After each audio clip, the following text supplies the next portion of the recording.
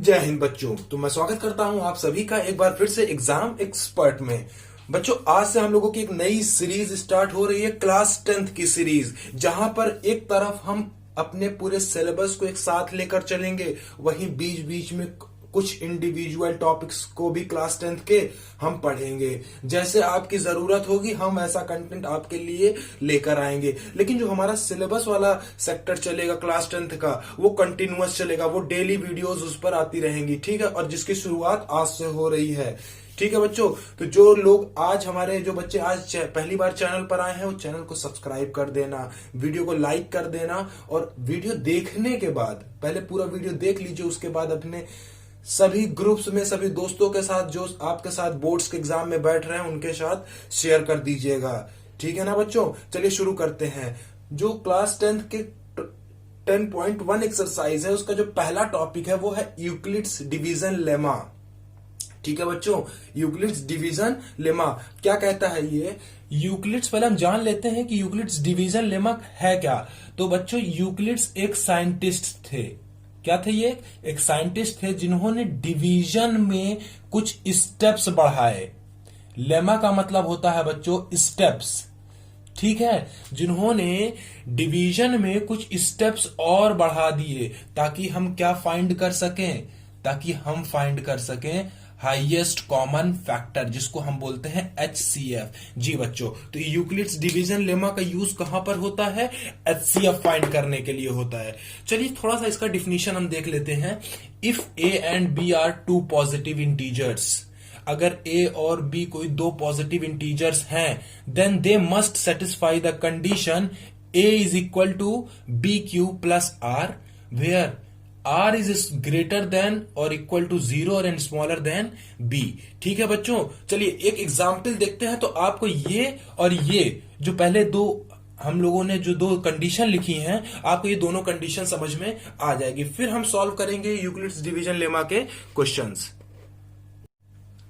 चलिए बच्चों, बोर्ड पर नजर डालिए। पहले हम डिवीजन के इन दो कंडीशंस को समझ लेते हैं, फिर हमारा यूक्लिड्स का जो डिवीजन लेमा है वो बहुत ही तेजी से और बहुत ही अच्छी तरीके से हमें समझ में आएगा, ठीक है। मान लेते हैं कोई ये नंबर A है, ठीक है।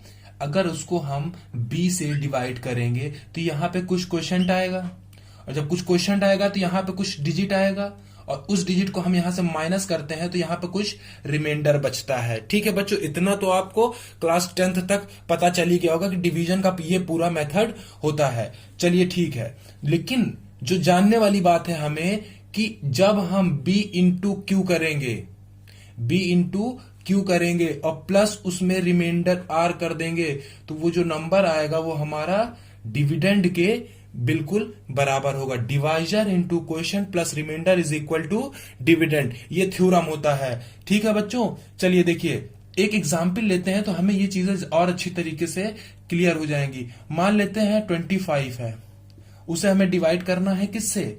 10 से। तो कितनी बार हम लेके जाएंगे? क्वेश्चन क्या आएगा? 2। 20 एक यूनिट आ गया, एक नंबर आ गया, इतनी बार हम इसको लेके गए। अब रिमाइंडर क्या बच रहा है?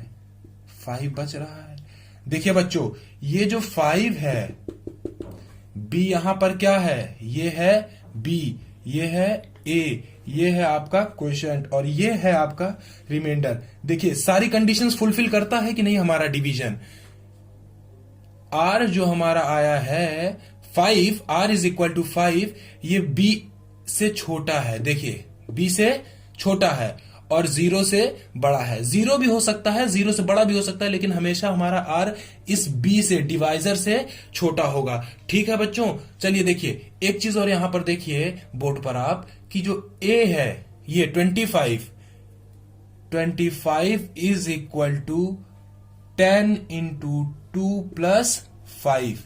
A is equal to BQ plus R की कंडीशन को सेटिस्फाई कर रहा है। 20 प्लस 5 इज इक्वल टू 25।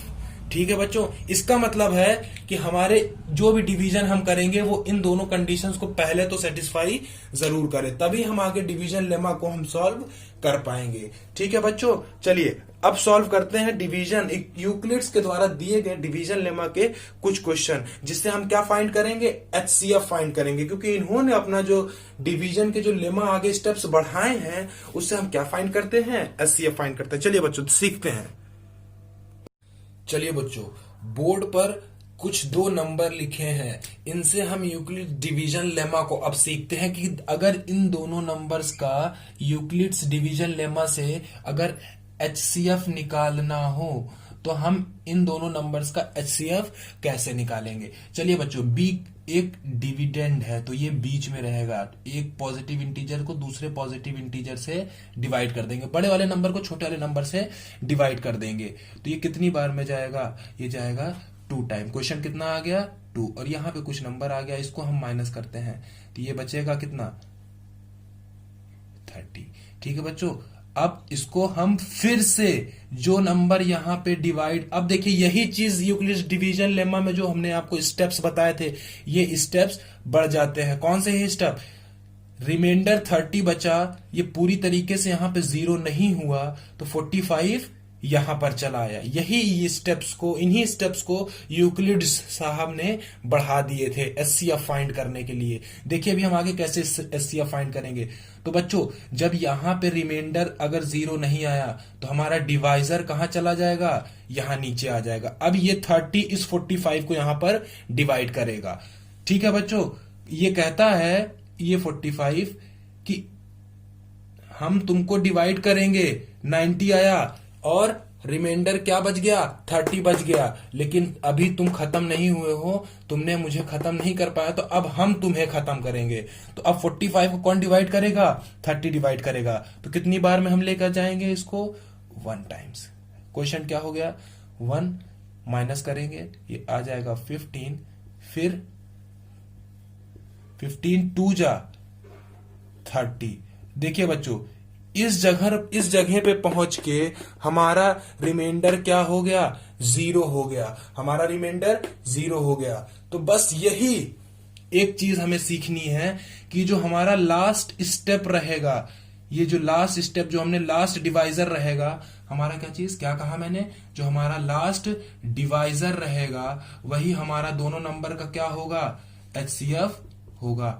इसको नोट कर लीजिए, जो हमारा लास्ट डिवाइजर रहेगा जहां पे 0 आएगा, रिमाइंडर 0 बचेगा, वही हमारा लास्ट डिवाइजर क्या बचेगा, क्या बनेगा, हमारा एचसीएफ बनेगा। ठीक है बच्चों, चलिए अच्छा एक चीज और सीख लीजिए आप कि इसको हम लिखेंगे कैसे। अगर हमको इसको इस कंडीशंस में लिखना है इन सभी चीजों को, तो हम कैसे लिखेंगे, देखते हैं। देखिए बच्चों, 45 A into B, sorry B into Q, 45 into 2 plus 30, तो क्या आ जाएगा 120, ये ठीक है। फिर देखिए ये हो गया स्टेप 1 आपका यहां तक। स्टेप 2 क्या कहता है आपका, ये वाला स्टेप, आपका स्टेप कहता है कि 30 इंटू 1 प्लस 15 क्या आ जाएगा, 45 आ जाएगा। ये हो गया आपका स्टेप 2। यह हो गया आपका, यहां पे एक नया नीचे स्टेप आएगा ये वाला। ठीक है, ये क्या कहता है कि 15 into 2 plus 0 is equal to 30, और जहां पे ये 0 आ जाए, रिमाइंडर हमारा 0 आ जाए, वही वाला डिवाइजर क्या हो जाएगा, हमारा एचसीएफ हो जाएगा। तो इस क्वेश्चन के एचसीएफ क्या हो जाएगा, 120 एंड 45 का अगर हम यूक्लिड्स डिवीजन लेमा से एचसीएफ निकालेंगे तो इसका आंसर क्या हो जाएगा, 15 हो जाएगा। ठीक है बच्चों, आ गई बात समझ में। चलिए आई होप आपको यूक्लिड्स डिवीजन लेमा आज समझ में आ गया होगा, आज आपके सारे कंफ्यूजन दूर हो गए होंगे। ठीक है बच्चों, चलिए जो बच्चे आज पहली बार हमारे चैनल पर आए हैं वो चैनल को सब्सक्राइब कर दीजिएगा और वीडियो को लाइक कर दीजिएगा। बाकी यूक्लिड्स डिवीजन लेमा के ढेर सारे क्वेश्चन हम सॉल्व करेंगे अगले वीडियो में। ठीक है बच्चों, जय हिंद।